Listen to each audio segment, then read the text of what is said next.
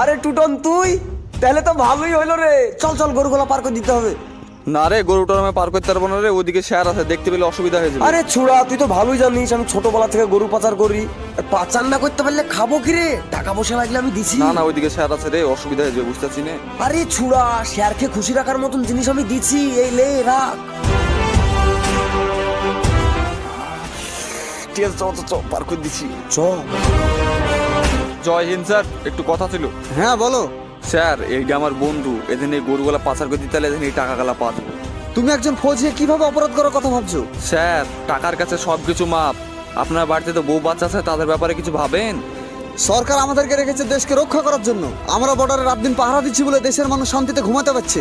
আরে ফৌজি তো মানবে না রে। স্যার, আমাকে বেগের মতন ক্ষমা করে দিন। তোর জান তোকে ভিক্ষা দিলাম, কিন্তু চাকরি থেকে সাসপেন্ড করা হলো। চল।